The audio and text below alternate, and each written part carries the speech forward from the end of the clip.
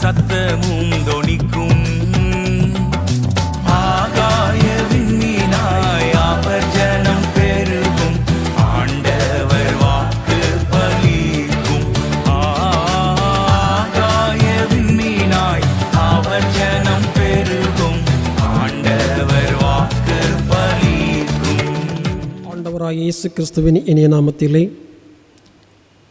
தென்னிந்திய திருச்சபை மார்த்தாண்டம் சேகர் திருச்சபையின் சார்பில் உங்கள் அனைவருக்கும் நல்வாழ்த்துதலை தெரிவித்துக் கொள்கின்றேன்.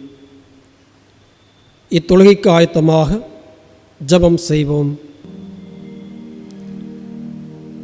காலங்களை ஆளுகை செய்கின்ற எங்கள் நல்ல கடவுளை, காலங்கள் உமது கரத்துக்குட்பட்டது. அதன் அடிப்படையிலே இந்த வாரத்தை சந்திப்பதற்கு ஒரு வாய்ப்பை இந்தளித்தீர், நன்றி செலுத்துகிறோம். தொடர்ச்சியாக இந்த நாளையும் சந்திப்பதற்கு ஒரு வாய்ப்பை நல்கினீர். காலை முதல் இம்மட்டமாக கூட இருந்தீர். காரில் சூழ்ந்த இந்த வேளையிலும் ஒன்றிணைந்த ஜெபக்கொடுகையாக நாங்கள் வருகின்ற ஒரு வாய்ப்பையும் தந்திருக்கின்றீர், நன்றி செலுத்துகிறோம். இந்த ஜெபக்கொடுகையினுடைய ஆரம்பம் முதல் முடிய மட்டும் வரை தந்த சுத்த கிருபை கூட இருப்பதாக. இதன் வாயிலாக உம்முடைய நாமம் மைமேடுது மட்டுமல்லாமல் எங்கள் ஆன்மீக ரீதியான வாழ்வுக்கு நல்ல உந்துதலையும் பெற்றுக்கொள்ளத்தக்கதாக துணை செய்யும். விசேஷமாக தகவல் தொடர்பு சாதனங்கள் வாயிலாக எங்களோடு இடைப்பட்டு கொண்டிருக்கிற மக்களுக்காக வேண்டி செய்கிறோம். அவர்களையும் தூயாவின் வழிகாட்டுதல் நிறைவாக தங்கியிருந்து வழிகாட்ட வேண்டுமென நாங்கள் பிரார்த்திக்கின்றோம். எங்களை தாழ்த்தி அர்ப்பணித்து இந்த கூடுகை நாங்கள் ஆரம்பிக்கின்றோம். பொறுப்படுத்திக் கொள்ளும் இறைமனிதன் இயேசு கிறிஸ்து மூலம் வேண்டி செய்கிற நல்ல பிதாவே, ஆமென். இக்கொடுகைக்கு ஆயத்தமாக இருக்கின்ற இடங்களிலே மகிழ்கீதங்கள் 23வது பாடலை பாடுவோம். பாடலன் 23, கர்த்தாவின் ஜனமே கைத்தாளமுடனே களிகூர்ந்து கீதம் பாடு. பாடலன் 23.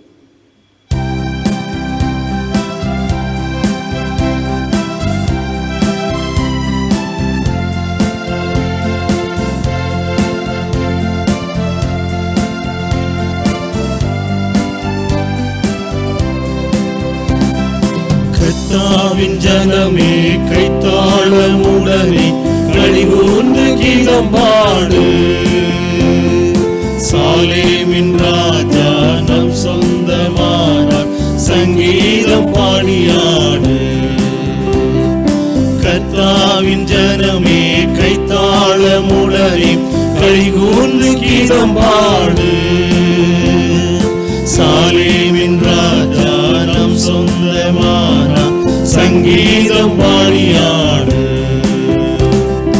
அல்லேலூயா அல்லேலூயா அல்லேலூயா அல்லேலூயா அல்லேலூயா அல்லேலூயா அல்லேலூயா அல்லேலூயா. பாவத்தின் சுமை அகற்றி ஓடும் பாதாள வழி விலக்கி, பாவத்தின் சுமை அகற்றி ஓடும் பாதாள வழி விலக்கி, பரிவாக நம்மை கரம் நீட்டி காத்த பரிசுத்த தேவனவரே. அல்லேலூயா. பரிவாக நம்மை கரம் நீட்டி காத்த பரிசுத்த தேவனவரே. அல்லேலூயா அல்லேலூயா அல்லேலூயா அல்லேலூயா அல்லேலூயா அல்லேலூயா அல்லேலூயா அல்லேலூயா. நீதியின் பாதையிலே அவர் நீதம் நம்மை நடத்துகின்றார்.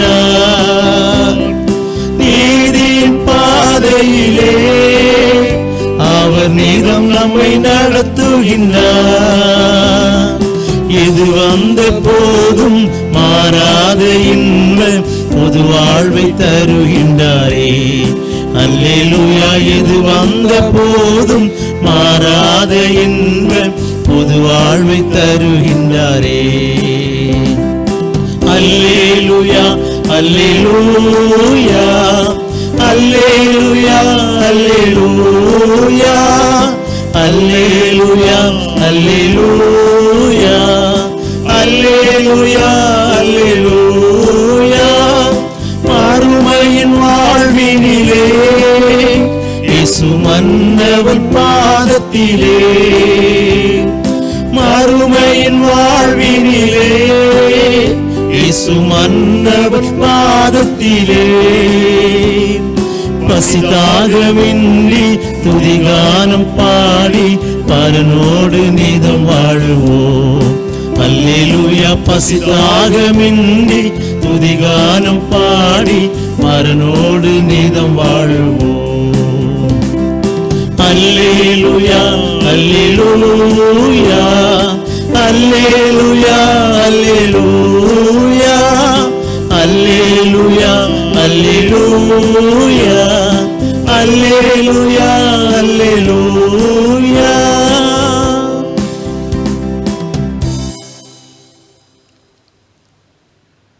வாசிக்கும்படியாக தெரிந்து கொள்ளப்பட்ட திருமறை பகுதி புனித மார்க் எழுதிய நற்செய்தி நூல் 5ஆம் அதிகாரம் 18 முதல் 21 வரை அடங்கிய திருவாக்கியங்கள்.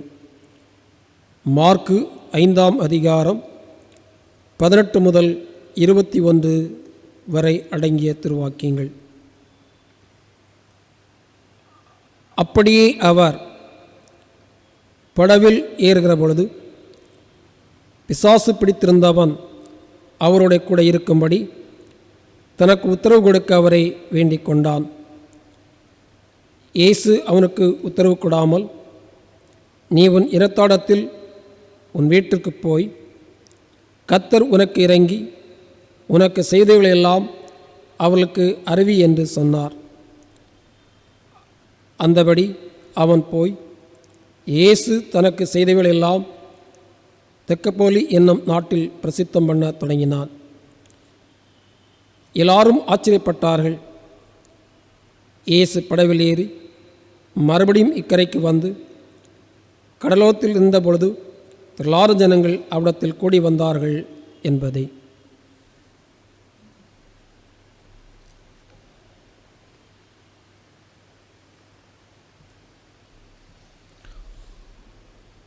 ஆண்டவராகிய இயேசு கிறிஸ்துவின் திருநாமத்தினாலே உங்கள் அனைவருக்கும் கிருபையும் சமாதானமும் பெருகட்டும்.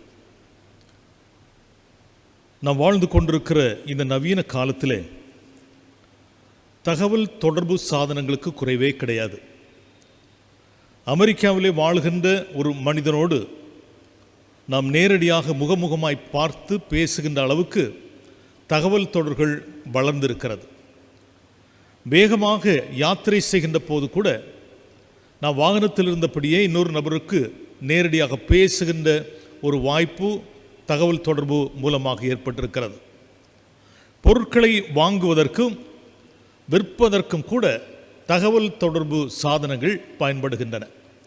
எனவே விவிதமாய் ஒரு மனிதனோடு இன்னொரு மனிதன் பேசுவதற்கும் பார்ப்பதற்கும் ஏராளமான தகவல் தொடர்பு சாதனங்கள் இருக்கிறது.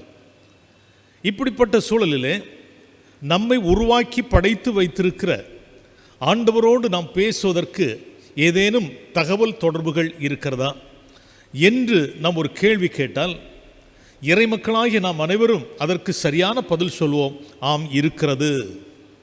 ஜெபம் என்கிற தகவல் தொடர்பு ஆண்டவரோடு நாம் பேசுவதற்கு ஊடகமாக இருக்கிறது. ஆண்டவராகிய இயேசு கிறிஸ்து நமக்கு அதை கற்பித்து தந்திருக்கிறார்.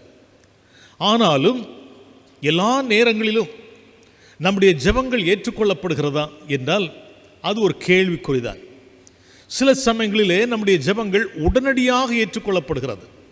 உதாரணத்துக்கு சொல்ல வேண்டுமென்றால், நான் யூத் டிபார்ட்மெண்ட்டில் டைரக்டராக பணி செய்த போது இதோ உங்கள் ராஜா என்கிற ஒரு பெரிய ட்ராமாவை நாங்கள் நடத்தி வந்தோம். WCC கேம்பஸில் அது நடந்து வந்தது. அந்த ஆண்டிலே மழைக்காலமாக இருந்தது. எங்கு பார்த்தாலும் மழை. ஏராளமான செட்டிங்ஸ் அமைத்திருக்கிறோம், மின் விளக்குகள் பொருத்தி இருக்கிறோம். மக்கள் வந்தால் தரையிலே தான் உட்கார்ந்திருக்க வேண்டும். எனவே மழை பெய்து கொண்டிருக்கிறது என்ற செய்தி கேட்டபோது எங்களுக்கெல்லாம் பயம் ஏற்பட்டது. எனவே நாங்கள் ஒரு சிலராய் ஒரு ஓரத்திலே போய் நின்று, ஆண்டவரே, இந்த ஒரு நாளிலே எங்களுக்கு இந்த பகுதியில் மழை பெய்யாதபடி நீர் காத்து கொண்டிருந்தால் நாங்கள் நிகழ்ச்சியை நடத்துவதற்கு எளிதாக இருக்கும், உம்முடைய பாடு மரணங்களை மக்களுக்கு சொல்வதற்கு எளிதாக இருக்கும் என்று ஜெபித்துக் கொண்டிருந்தோம். என்ன ஆச்சரியம், அந்த பகுதி மட்டும் மழை பெய்யவில்லை. பார்வதிபுரம் வரை மழை உண்டு. கீழே பார்த்தால் கிளாக் வரையிலே மழை தாராளமாக பெய்து கொண்டிருந்தது. ஆனால் அந்த பகுதி மட்டும் மழை பெய்யாமல் இருந்தது. ஆச்சரியமாக இருந்தது. உடனடியாக நம்முடைய ஜெபங்கள் ஏற்றுக்கொள்ளப்படுகிறது. சில ஜெபங்கள் தாமதமாக ஏற்றுக்கொள்ளப்படுகிறது. இன்றைக்கு நாம் ஜெபிக்கிறோம், அதற்குரிய பதிலை சில வாரங்கள் தாண்டி, இல்லை என்றால் மாதங்கள் தாண்டி, இல்லை என்றால் வருடம் தாண்டி நமக்கு பதில் கிடைத்து விடுகிறது. இன்னும் சில ஜெபங்கள் இருக்கிறது, அது ஏற்றுக்கொள்ளப்படாமலேயே போய்விடுகிறது.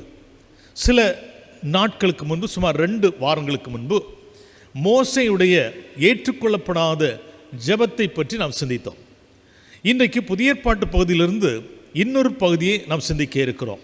ஏற்றுக்கொள்ளப்படாத மிக முக்கியமான ஒரு ஜெபம், one of the famous unanswered prayers in the Bible. திருமறையில் இருக்கிற ஏற்றுக்கொள்ளப்படாத ஜெபங்களிலே ஒன்றை நாம் இன்றைக்கு சிந்திக்க போகிறோம். ஆதாரமாக நாம் வாசிக்க கேட்ட மார்க்கு 5வது அதிகாரத்தை எடுத்துக்கொள்வோம். 1 முதல் தொடர்ச்சியாய் வருகின்ற பகுதிகளை 20வது வசனம் வரையில் நீங்கள் வாசிப்பீர்கள் என்று சொன்னால், இந்த பகுதியில் ஏற்றுக்கொள்ளப்படாத ஜெபத்தை பற்றி நாம் சிந்திக்க முடியும். திருமறை கையில் எடுத்து வைத்துக் கொள்வோம். இயேசு சீஷர்களுமாய் ஒரு சின்ன படகு யாத்திரை செய்கிறார்கள். கலிலேயா கடலுடைய ஒரு பகுதியிலிருந்து அவர்கள் எல்லாரும் புறப்பட்டு கதரேனருடைய நாட்டு கடற்கரைக்கு வந்து சேர்ந்திருக்கிறார்கள். ஏன் ஆண்டவர் இந்த பயணத்தை மேற்கொண்டார்? சீஷர்களுக்கு இது தெரிந்திருந்ததா என்றால் இல்லை, தெரியாது. ஏன் பயணப்பட போகிறோம், பயணப்பட்டு கொண்டிருக்கிறோம், எங்கு போகிறோம், இது ஒன்றும் அவர்களுக்கு தெரியாது. ஆண்டவராகி இயேசு கிறிஸ்து இந்த படகிலே உட்கார்ந்து இருக்கிறார். அவர் போக சொல்கிறார், படகு போய் கொண்டிருக்கிறது. கதரேனருடைய கடற்கரையில் அந்த படகு வந்து கரை தட்டுகிறது. எல்லாரும் இறங்குகிறார்கள். அவர்கள் இறங்கின உடனேயே ஒரு பயங்கர காட்சியை அவர்கள் பார்க்கிறார்கள். மிகவும் பயங்கரமான ஒரு மனிதன் பயங்கரமான சத்தமிட்டு கொண்டு அவர்களை எதிர்கொண்டு வருகிறான். தாவீதின் குமாரனே, ஆண்டவரே, ஏன் எங்களை துன்பப்படுத்த வருகிறீர்?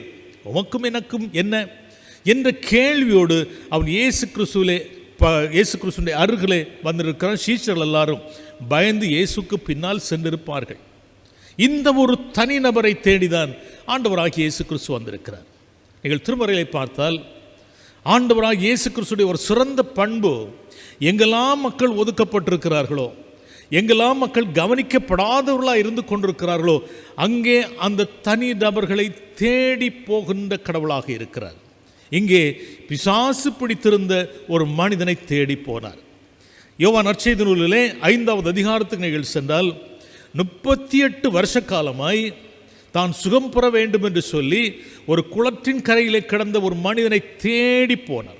அவனை யாரும் தேடி போகவில்லை. இயேசு கிறிஸ்து மட்டும் அவனை தேடி போய் அவனை சந்தித்து அவனுக்கு குணமளித்த நிகழ்ச்சியை பார்க்கிறோம். சரி, இந்த மனிதனை நாம் பார்ப்போம். இந்த மனிதனுடைய குணாதிசயங்களை பற்றி மார்க்குவும் லூக்காவும் தெளிவாக சொல்கிறார்கள். மார்க்கு 5வது அதிகாரம், லூக்கா 8வது அதிகாரத்தில் நீங்கள் சென்றால் இந்த மனிதனை பற்றி அங்கு தெளிவாக சொல்லப்பட்டிருக்கிறார். முதலாவது, மார்க் 5வது அதிகாரம் 3வது வசனத்திலே அவன் கல்லறைகளிலே தங்குகின்ற மனிதனாக இருக்கிறார். மனிதன் என்றால் வீட்டிலே தங்க வேண்டும். ஆனால் அவன் தங்கும் இடம் எங்கே இருக்கிறது? கல்லறையாக இருக்கிறது. யாரும் விரும்பாத, பயம் நிறைந்த, அச்சம் தருகின்ற ஒரு இடத்திலே போய் தங்கி கொண்டிருக்கிறான். 5வது அதிகாரம் 4வது வசனத்திலே அவன் கைகளிலேயும் கால்களிலும் கட்டப்பட்ட இரும்பு சங்கிலிகளை, விலங்குகளை அவன் எளிதாக முறித்து போடுகிறான். அவைகளெல்லாம் சரீரத்தில் தொங்கிக் கொண்டிருக்கிறது. அவ்வளவு அசாத்திய ஆற்றல், யானை பலன் கொண்ட ஒரு மனிதனாய் இருக்கிறான். 3வது அவனுடைய குணம் என்ன? 5வது அதிகாரம் 5வது வசனத்திலே அவன் கூக்குரலிடுகிற மனிதனாக இருந்தான். அவனுடைய சத்தமானது அந்த பகுதி முழுவதும் பரவிக்கொண்டிருக்கிறது. அந்த சத்தத்தை கேட்டாலே பயம். சின்ன பிள்ளைகளெல்லாம் வீட்டை விட்டு வெளிவருவதில்லை.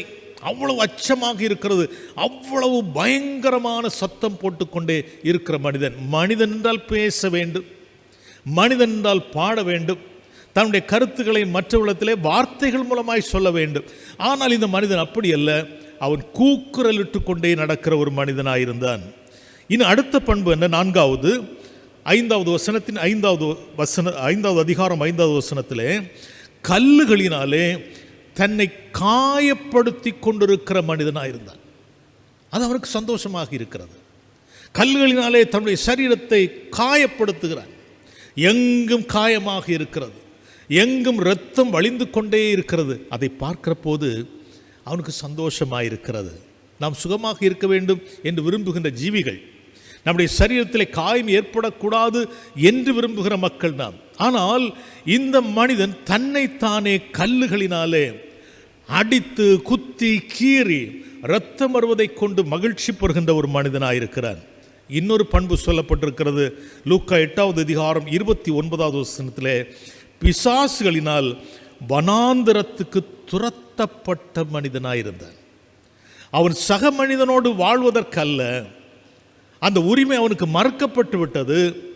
அவன் வனாந்தரத்திலே பிசாசுகளினாலே துரத்தப்பட்ட மனிதனாய் இருந்தான். இன்றைக்கு நம்முடைய சமுதாயத்தில் இப்படிப்பட்ட பிசாசு பிடித்த மனிதர்களை நாம் பார்க்கிறோம். மதுபானம் என்கிற ஒரு பிசாசு மனிதனுக்குள்ளாக சென்று விட்டால் இப்படித்தான் அவன் நடந்து கொள்ளுகின்றான். அவன் வீட்டிலே தங்குவதை விரும்புவதில்லை, மனைவி மக்களோடு வாழ்வதை விரும்புவதில்லை. அவன் தூரமாக போய்விடுகிறான். அவனுடைய படுக்கையெல்லாம் ஓடைகளிலே அல்லது ரோட்டோரங்களிலே படுக்கின்ற மனிதனாக மாறிவிடுகின்றான். அவன் பேசுவதில்லை, உளறுகின்றான். பிசாசு பிடித்த மனிதர்களாய் இந்த சமுதாயத்திலே பல மக்களை நாம் சந்திக்கின்றவர்களாக இருக்கிறோம். தன்னிலை மறந்து விடுகிற மனிதர்களாய் நாம் பார்க்க முடிகிறது. இந்த மனிதனிடத்திலே, பிசாசு பிடித்த மனிதனிடத்திலே ஆண்டவர் ஒரு கேள்வி கேட்கிறார். ஒரு அழகான கேள்வி. மார்க்கு 5வது அதிகாரம் 9வது வசனத்தில், உன்னுடைய பெயர் என்னப்பா? What's your name? அவருடைய பதிலை நீங்கள் கொஞ்சம் கவனிக்க வேண்டும். விசித்திரமான பதில். நாங்கள் அநேகர், என்னுடைய பெயர் லேகியோன். நாங்கள் அநேகர், என்னுடைய பெயர் லேகியோன். அப்படி என்றால் ஒரு பொருளில்லாத பதிலாக இருக்கிறது. நாங்கள் அநேகர் என்றால் எனக்குள் அநேகர் இருக்கிறார்கள் என்றுதானே அர்த்தம். ஆனால் நான் ஒரு தனி மனிதன். நாங்கள் அநேகர், நான் லேகியோன்.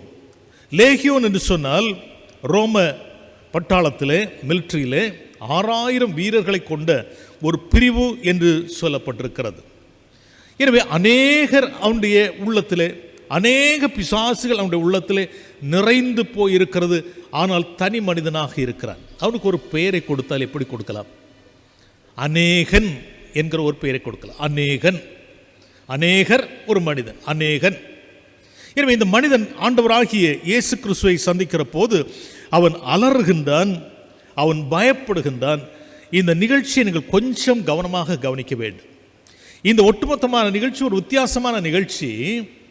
இந்த நிகழ்ச்சி நீங்கள் பார்க்கின்ற போது, கவனிக்கிற போது இதில் 3 விண்ணப்பங்கள் வருகிறதை நான் உங்களுக்கு சுட்டி காட்ட விரும்புகிறேன். 3 விண்ணப்பங்கள் இந்த நிகழ்ச்சியிலே வருகிறது.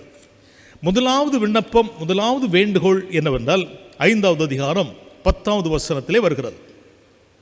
பிசாசுகள் ஒரு ஜெபத்தை வைக்கிறது. பிசாசுகள் என்ன கேட்கிறது? ஆண்டவரே, எங்களை இந்த திசைகளிலிருந்து துரத்து விடக்கூடாது என்ற ஒரு விண்ணப்பத்தை வைக்கிறது. லூக்கா 8வது அதிகாரம் 31வது வசனத்திலே இந்த பிசாசுகள் குறிப்பிட்ட ஒரு காரியம் கேட்கிறது. எங்களை பாதாளத்தில் போக விடாதபடி எங்களை காத்துக்கொள்ள வேண்டும். அப்படி என்றால் நீங்கள் எங்கு போகிறீர்கள்? நீங்கள் எங்கு போக வேண்டும் என்று விரும்புகிறீர்கள்? இந்த பிசாசுகள் சொல்கிறது, இங்கே பக்கத்தில் ஏராளமான பன்றிகள் நிற்கின்றனவே, அதற்குள்ளாக புகுந்து விடுவதற்கு எங்களுக்கு உரிமை தர வேண்டும், உத்தரவு தர வேண்டும். ஆண்டவர் சொல்லிவிட்டார், ஓகே, உங்களுடைய விண்ணப்பங்கள் ஏற்றுக்கொள்ளப்பட்டு விட்டது. நீங்கள் உங்களுடைய இஷ்டப்படி இந்த பன்றிகளுக்குள் நீங்கள் நுழைந்து கொள்ளலாம். அங்கு ஏராளமான பன்றிகள் இருக்கிறது. நீங்கள் கொண்டு கவனிக்க வேண்டும். இந்த இடத்திலே மக்கள் பன்றிகளை மேய்த்து கொண்டிருக்கிறார்கள் என்றால் யூதர்கள் அல்ல. யூதர்கள் நிச்சயமாய் பன்றிகளை தங்களுக்கு சொந்தமாக்கி கொள்ள மாட்டார்கள். அதை தங்களுடைய இல்லத்திலே வளர்க்க மாட்டார்கள், அதை தொடமாட்டார்கள், அதனுடைய பெயரை சொல்ல மாட்டார்கள். அப்படி என்றால் நிச்சயமாக இவர்கள் யூதர்கள் அல்லாத குடியிருப்பை சார்ந்த மக்கள். இந்த மக்கள் எல்லாம் பன்றிகளை வளர்க்கிறார்கள், இந்த பன்றிகளை மேய விட்டிருக்கிறார்கள். இந்த பிசாசுகள் கேட்கிறது, ஆண்டவரே, எங்களை இந்த பன்றிக்குள் போக அனுமதிக்க வேண்டும். ஆண்டவர் சொல்லிவிட்டார், ஓகே, நீங்கள் போகலாம். அந்த பன்றிகள் நிலை மாறுகின்றன. மேய்ந்து கொண்டிருந்த பன்றிகள் அங்குமெங்கும் சாடுகின்றன. உயர்ந்த மலையிலிருந்து கடலிலே குதிக்கின்றன. 2000 பன்றிகள் அழிந்து போயின. பிசாசுகளுடைய முதல் விண்ணப்பம் ஏற்றுக்கொள்ளப்பட்டு விட்டது. இரண்டாவது ஒரு ஜெபம் வருகிறது. அந்த பன்றிகளை வைத்திருந்த உரிமையாளர்கள் தங்களுடைய பன்றிகள் நஷ்டமாயிற்று என்று சொல்லி ஊருக்குள் போய் சொல்கிறார்கள்.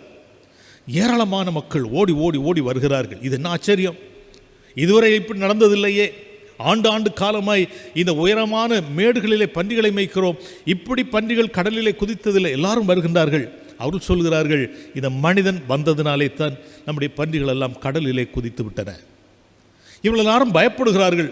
இயேசுவிடத்திலே ஒரு விண்ணப்பம் வைக்கிறார்கள். ஆண்டவரே, கடவுளே, நீர் தயவு செய்து எங்களுடைய பகுதியை விட்டு நீர் போய்விட வேண்டும். நீர் எங்களுக்கு இருந்தால் நாங்கள் இந்த பன்றிகளை வளர்க்க முடியாது, அசுத்தத்தோடு நாங்கள் வாழ முடியாது. இதனாலே எங்களுடைய தொழில் நஷ்டமாகி போய்விடுகிறது, வருமானம் இல்லாமல் போய்விடுகிறது. தயவு செய்து நீர் எங்களுடைய எல்கையை விட்டு அப்புறம் சென்று விட வேண்டும். இந்த இரண்டாவது ஜெபத்திற்கு ஆண்டவர் பதில் கொடுத்து விட்டார். ஓகே, நான் போகிறேன். 5வது அதிகாரம் 18வது வசனத்தின் ஆரம்ப பகுதியிலே பாருங்கள். அவர் படகில் ஏற புறப்பட்டார். லூக்கா 8வது அதிகாரம் 37வது வசனத்திலே அவர்கள் படகில் ஏறி திரும்பி போனார்கள் என்று சொல்லப்பட்டிருக்கிறது. எனவே முதல் 2 விண்ணப்பங்களும் ஆண்டவராகிய இயேசு கிறிஸ்துவினாலே முழுமையாய் அவர்கள் விரும்புகின்றபடியே ஏற்றுக்கொள்ளப்பட்டு விட்டது. இனி 3வது ஒரு ஜெபம் இருக்கிறது, மிக முக்கியமான ஜெபம். 5வது அதிகாரம் 18வது வசனத்திலே பிசாசு பிடித்திருந்த மனிதன் ஜெபிக்கிற ஒரு ஜெபம். இப்போது ஆண்டவர் அந்த பிசாசுகளை துரத்தின பின்பு இவன் அமைதலாய் உட்கார்ந்திருக்கிறான், சத்தம் போடுகிறதில்லை. இப்போது வஸ்திரம் தரித்திருக்கிறான். இப்போது ஆண்டவருடைய பாதத்திலே அமர்ந்திருக்கிறான். எல்லாரும் இவரை பார்க்கிற போது ஆச்சரியப்படுகிறார், பயப்படுகிறார். இது எப்படி? இத்தனை ஆண்டு காலங்கள் எங்களுடைய நித்திரைகளை எல்லாம் குலைத்து போட்டவன், எங்களுடைய பிள்ளைகள் வீட்டுக்கு வெளியே வர முடியாதபடி இவன் சத்தமிட்டு பயமுறுத்தி கொண்டிருந்தவன், வஸ்திரம் தரிக்காமல் இருந்தவன், எப்போதும் தன்னுடைய சரீரத்தை காயப்படுத்தி கொண்டே இருந்தவன். இப்போது என்ன ஆச்சரியம் ஐயா, ஒரு சில மணி நேரங்களுக்குள்ளாக இவ்வளவு அமைதலான ஒரு மனிதனாக மாறிவிட்டானே. எல்லாரும் வந்து பார்க்கிறார்கள், ஆச்சரியப்படுகிறார்கள், இப்போது பயப்படுகிறார்கள். ஒரு காலத்திலே நம்முடைய முன்னோர்கள் இப்படிப்பட்ட ஒரு சூழ்நிலையில் தான் இருந்திருக்கிறார்கள். அவர்கள் ஊருக்குள் வசிக்க முடியாது, சரியான வஸ்திரம் போடுவதற்கு அவர்களுக்கு உரிமை இல்லை, பேசுவதற்கு அவர்களுக்கு உரிமை இல்லை. எல்லா உரிமைகளையும் பறிக்கப்பட்டவர்களாய் இந்த பிசாசு பிடித்த மனிதனைப் போல அலைந்து திரிகின்ற மக்களாக இருந்தார்கள். ஆண்டவராகிய இயேசு கிறிஸ்துவுடைய சுவிசேஷ நமக்கு வந்த பின்பு நாம் இவ்வளவு அமைதலாக இருக்கிறோம், ஆடை அணிகிறோம், மற்றவர்கள் பார்க்கின்ற போது ஆச்சரியப்படுகின்ற நிலைக்கு நாம் மாற்றப்பட்டிருக்கிறோம். கிறிஸ்துவுடைய வசனம் மனிதனை மாற்றுகின்ற ஒரு மகா பெரிய சக்தியாக இருக்கிறது. இந்த மனிதன் ஒரு ஜெபம் கேட்கிறார். 5வது அதிகாரம் 18வது வசனத்தில் அமைதியாக இருக்கிற மனிதன் இயேசு கிறிஸ்துவும் அவருடைய சீஷர்களும் படகில் ஏறுவதற்கு புறப்பட்டு செல்கின்ற போது அவரிடத்தில் ஒரு கேள்வி கேட்கிறான். ஆண்டவரே, நான் உம்மோடு கூட இருக்கும்படி எனக்கு தயவு செய்து உத்தரவு தர வேண்டும் என்று அவன் வேண்டிக் கொண்டான் என்று சொல்லப்பட்டிருக்கிறது. ஆண்டவரே, நானும் இந்த சீஷர்களைப் போல உமக்கு ஒரு சீஷனாக இருக்க வேண்டும் என்று விரும்புகிறேன், தயவு செய்து எனக்கு உத்தரவு தர வேண்டும். வேண்டிக் கொண்டான். அவன் தன்னைத்தானே தாழ்த்தி ஆண்டவரிடத்தில் இந்த விண்ணப்பத்தை வைக்கிறான். ஆண்டவர் ஏற்றுக்கொண்டாரா? இல்லை. மற்ற 2 ஜெபங்களையும் ஏற்றுக்கொண்ட ஆண்டவர் இப்போது நான் உம்மோடு கூட வருகிறேன், இருக்கிறேன், ஊழியத்திற்கு உமக்கு தாங்களாக இருக்கிறேன் என்று சொல்லுகிற ஒரு மனிதனுடைய வேண்டல்களை ஆண்டவர் நிராகரித்து விட்டார். இதுதான் நமக்கு ஒரு பெரிய ஆச்சரியமான ஒரு காரியமாக இருக்கிறது. ஆண்டவராக இயேசு கிறிஸ்துவோடு இருக்க விரும்புவது தவறா? அவருடைய ஊழியத்திலே தாங்குதலாக இருப்பது தவறா? ஆண்டவருடைய திட்டம் வேறாக இருக்கிறது. அன்புக்குரியவர்களே, அவர் சொல்லுகிற காரியம் 5வது அதிகாரம் 19வது வசனத்திலே, உன் இனத்தாரிடத்திலே வீட்டுக்கு போய் கர்த்தர் உனக்கு இறங்கி செய்தவைகளெல்லாம் அவர்களுக்கு அறிவிக்க வேண்டும். சில சமயங்களிலே நம்முடைய ஜெபங்கள் ஏற்றுக்கொள்ளப்படவில்லை என்றால் ஆண்டவருடைய திட்டம் என்பது வேறாக இருக்கிறது, புரிந்து கொள்ள வேண்டும். பவுலப்போஸ்தலன் தன்னுடைய 2வது ஊழிய பயணத்தை தொடங்கினார். அவரோடு கூட தீமோத்தேயுவும் சீலாவும் இருக்கிறார்கள். அவருடைய திட்டம் என்னவென்றால் ஆசிய கண்டத்துக்கு போய் நற்செய்தியை சொல்ல வேண்டும் என்பதுதான் அவர்களுடைய திட்டமாக இருந்தது. அதற்கான பயண ஆயத்தங்களை எல்லாம் செய்து விட்டார்கள், புறப்பட்டு போய்விட்டார்கள். வழியிலே ஆவியானவர் அவர்களை தடுக்கிறார். நீங்கள் ஆசியாவுக்கு போக வேண்டாம். இது என்ன ஆச்சரியமாக இருக்கிறது! கர்த்தருடைய ஊழியத்தை செய்ய செல்லுகின்ற மக்களுக்கு இப்படிப்பட்ட ஒரு தடை வரலாமா? அங்கே ஊழியம் செய்யத்தானே அவர் போகின்றார். அங்கே உள்ள மக்கள் கிறிஸ்துவை அறிய வேண்டும் என்பதற்காகவும் ரட்சிப்படைய வேண்டும் என்பதற்காகத்தானே இவ்வளவு பயண ஆயத்தங்களை செய்திருக்கிறார். பின்ன ஏன் ஆண்டவர் நம்மை தடுமாறுகிறார்? மனசோர்வு. வந்ததெல்லாம் வீணாகி போய்விட்டதோ, நான் ஊழியம் செய்ய வந்ததும் வேஸ்டாக போய்விட்டதோ, அவன் தடுமாறி போய் சோர்வுற்று இருக்கிறான். அரை தூக்க மயக்கம் ஏற்படுகிறது. அவனுக்கு ஒரு நல்ல தரிசனம் கிடைக்கிறது. அங்கே ஒரு மனிதன் வந்து, நீர் எங்களுக்கு உதவி செய்வதற்கு வர வேண்டும் என்று கேட்டுக்கொள்கின்றான். உடனடியாய் பவுலப்போஸ்தலன் அந்த பகுதிக்கு புறப்பட்டு செல்கிறார். அவர் மக்கதோனியா நாட்டுக்கு சென்றார் என்று அப்போஸ்தலர் 16வது அதிகாரத்தில் 6வது வசனத்தின் தொடர்ச்சியாக நாம் பார்க்க முடிகிறது. ஆண்டவர் நம்முடைய ஜெபத்தை ஏற்றுக்கொள்ளவில்லை என்றால் நிச்சயமாய் அதற்கு ஒரு நோக்கம் இருக்கிறது. இப்போது நாம் வாழுகின்ற காலத்தை சற்று வைத்துக் கொள்வோம். கொரோனா கொரோனா கொரோனா எங்கு பார்த்தாலும் இந்த பேச்சு தான் இருந்து கொண்டே இருக்கிறது. இது எப்படியாவது தடுத்து நிறுத்தப்பட வேண்டும் என்பதற்காய் நாம் ஊக்கமாய் ஜெபித்துக் கொண்டிருக்கிறோம், தினமும் ஜெபித்துக் கொண்டிருக்கிறோம். ஆனால் இந்த கிருமியுடைய தொற்றானது அதிகரித்து கொண்டிருக்கிறதே. ஏன் காரணம்? ஆண்டவர் ஏன் நம்முடைய விண்ணப்பத்தை ஏற்றுக்கொள்ளவில்லை? ஒரு பெரிய தடுமாற்றம், ஒரு கேள்வி நம்முடைய மனதில் இருந்து கொண்டிருக்கிறது. ஏன் இந்த காரியத்திற்கு ஆண்டவர் பதில் தரவில்லை? நான் நினைக்கிறேன் ஆண்டுடைய திட்டம் இன்னொன்றாக இருக்கிறது. ஏதோ ஒரு திட்டத்தை ஆண்டவர் வைத்திருக்கிறார். திருமறை முழுவதும் நீங்கள் படிக்கின்ற போது எங்கெல்லாம் அக்கிரமம் பெருகி இருக்கிறதோ, எங்கெல்லாம் பாவம் பெருகி இருந்ததோ, அங்கெல்லாம் இப்படிப்பட்ட அழிவுகளும் நோய்களும் கொள்ளை நோய்களும் வந்திருக்கிறது. அதற்கு பின்பு ஆண்டவர் ஒரு புதிய சமுதாயத்தை, பரிசுத்த சமுதாயத்தை உருவாக்கினார் என்று வேதம் சொல்கிறது. இதற்கும் காரணம் என்ன என்று நமக்கு தெரியாது. ஏதோ ஒரு காரணத்தை ஆண்டவர் தன்னுடைய மனதிலே வைத்திருக்கிறார். இந்த மனிதனிடத்திலே சொல்கிறார், நீ என்னோடு கூட வர வேண்டாம், என்னுடைய சீஷர்களோடு கூட நீ வர வேண்டாம். நீ என்ன செய், நீ திரும்பி போ, உன்னுடைய ஊருக்கு போ, தெக்கப்போலியிலே போய் ஆண்டவர் உனக்கு சொன்னதையெல்லாம் அந்த ஜனங்களுக்கு அறிவித்து சொல். அந்த மனிதன் உடனடியாக கீழ்ப்படிந்தான். அவன் தெக்கப்போலிக்கு போனான். அங்கே போய் ஆண்டவர் அவனுடைய வாழ்க்கையிலே செய்த எல்லா காரியங்களையும் செய்தியாக சொன்னான். 5வது அதிகாரம் 20வது வசனத்துடைய பின்பகுதியை நாம் பார்க்கின்றோம். ஆண்டவருடைய திட்டம், அவன் ஒரு மிஷனரியாக, ஒரு ஊழியக்காரனாக ஆண்டவருடைய மகத்துவத்தை ஜனங்களுக்கு சொல்ல வேண்டும் என்பதுதான் அவருடைய திட்டம். அவரோடு கூட இருப்பதெல்லாம் ஒரு நல்ல காரியம்தான், மகிழ்ச்சியான காரியம்தான். ஊழியம் செய்வதும் மகிழ்ச்சியான காரியம்தான், மன நிறைவுள்ள ஒரு காரியம்தான். ஆனால் ஆண்டவருடைய திட்டம் என்பது வேறு. நாங்கள் ஊழியக்காரர்கள் ஒரு இடத்திலிருந்து மாற்றம் பெற்று இன்னொரு திருச்சபைக்கு செல்கின்ற போது சில சமயங்களிலே நாங்கள் விரும்பாத ஒரு பகுதிக்கு செல்ல வேண்டியதாக இருக்கிறது.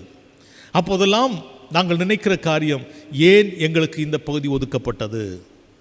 பேராயர் மறைந்த கிறிஸ்துதாஸ் அவர்கள் சொல்வார்கள், நாங்கள் உங்களை திருச்சபைக்கு அனுப்பவில்லை, ஆண்டவர் உங்களை அந்த பகுதிக்கு அனுப்புகிறார். நீங்கள் அந்த பகுதிக்கு சென்று ஊழியம் செய்ய வேண்டும் என்பது ஆண்டவருடைய திட்டமாக இருக்கிறது. ஒருவேளை நீங்கள் விரும்புகின்ற பகுதி உங்களுக்கு சுகமாக இருக்கலாம், உங்களுடைய குடும்பத்திற்கு அமைதலான ஒரு பகுதியாக இருக்கலாம். என்னுடைய திட்டம் அதுவல்ல. நீங்கள் இன்னொரு பகுதிக்கு செல்ல வேண்டும். கரடுமுரடான, கஷ்டமான, மனிதர்கள் விரும்பாத, நான் விரும்பாத ஒரு பகுதிக்கு சென்று ஊழியம் செய்ய வேண்டும் என்பதை ஆண்டவர் விரும்புகிறார் என்பதை நீங்கள் நினைத்துக் கொள்ள வேண்டும் என்று சொல்வார். அன்புக்குரியவர்களே, அவன் தெக்கப்போலியிலே போனான், அவன் சொந்த ஊருக்கு போனான், சொந்த வீட்டுக்கு போனான். ஆண்டவர் தன்னுடைய வாழ்விலே செய்த அனைத்து காரியங்களை மக்களுக்கு சொன்னான். அங்கு மக்கள் சந்தோஷப்பட்டார்கள் என்று வேதம் சொல்கிறது. ஆச்சரியப்பட்டார்கள், மகிழ்ச்சி அடைந்தார்கள். இப்படிப்பட்ட ஒரு நிகழ்வு நடந்திருக்கிறதே. நாம் சிந்தித்த பகுதியை சற்று திரும்பி பார்த்துக் கொள்வோம். 2 ஜெபங்கள் ஆண்டவரால் ஏற்றுக்கொள்ளப்பட்டன. ஆனால் மிக முக்கியமான ஜெபம் ஆண்டவரால் ஏற்றுக்கொள்ளப்படவில்லை. காரணம் என்னவென்றால், அவனுடைய வாழ்விலே ஆண்டவர் வைத்திருந்த திட்டம் இன்னொன்றாக இருக்கிறது.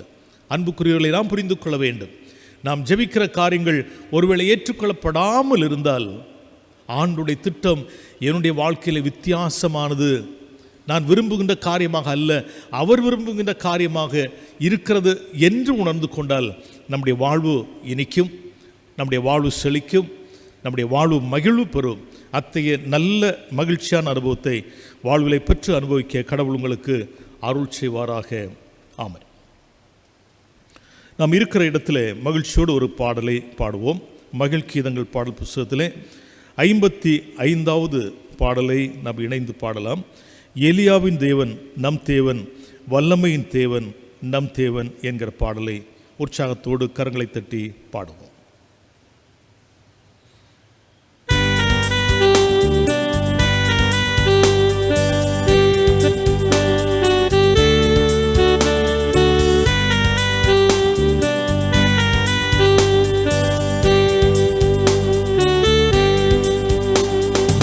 எலியாவின் தேவன் நம் தேவன், வல்லமையின் தேவன் நம் தேவன். எலியாவின் தேவன் நம் தேவன், வல்லமையின் தேவன் நம் தேவன். தாசர்களின் ஜெபம் கேட்பார், வல்ல பெரும் காரியம் செய்திடுவார். தாசர்களின் ஜெபம் கேட்பார், வல்ல பெரும் காரியம் செய்திடுவார். கர்த்தரே தேவன், கர்த்தரே தேவன் என்றே ஆர்ப்பரிப்போம். கர்த்தரே தேவன், கர்த்தரே தேவன் என்றே ஆர்ப்பரிப்போம். வேண்டிடும் பக்தர்களின் ஜெபம் கேட்டே பனிமழை நிறுத்தினார் வல்ல தேவன். வேண்டிடும் பக்தர்களின் ஜெபம் கேட்டே பனிமழை நிறுத்தினார் வல்ல தேவன். பஞ்ச காலத்தில் விதவை வீட்டில் பாத்திரங்களை அவர் ஆசீர்வதித்தார். காலத்தில் விதவை வீட்டில் பாத்திரங்களை அவர் ஆசீர்வதித்தார். கர்த்தரே தேவன், கர்த்தரே தேவன் என்றே ஆர்ப்பரிப்போம். கர்த்தரே தேவன், கர்த்தரே தேவன் என்றே ஆர்ப்பரிப்போம். சத்துருக்கள் முன்னிலையில் தெய்வ மனிதன், வீரமுடன் முழங்கினான் தெய்வ மனிதன். சத்துருக்கள் முன்னிலையில் தெய்வ மனிதன், வீரமுடன் முழங்கினான் தெய்வ மனிதன். அக்கினியால் பதிலளிக்கும் தேவனே தேவன் என்ற தேவ மனிதன். அக்கினியால் பதிலளிக்கும் தேவனே தேவன் என்ற தேவ மனிதன். கர்த்தரே தேவன், கர்த்தரே தேவன் என்றே ஆர்ப்பரிப்போம். கர்த்தரே தேவன், கர்த்தரே தேவன் என்றே ஆர்ப்பரிப்போம்.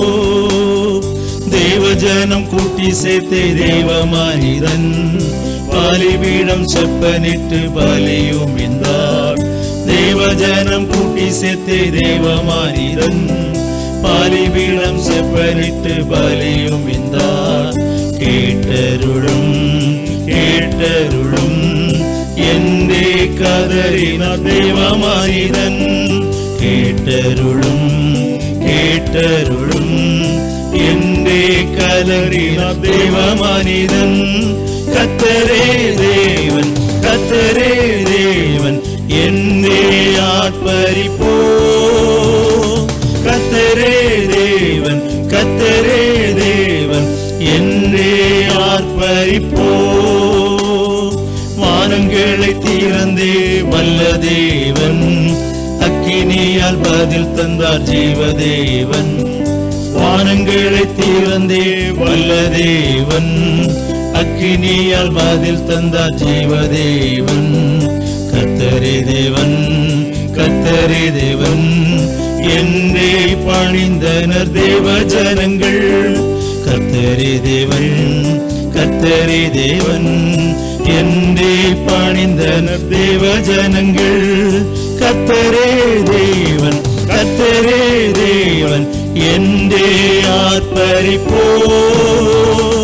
கர்த்தரே தேவன், கர்த்தரே தேவன் என்றே ஆர்ப்பரிப்போ.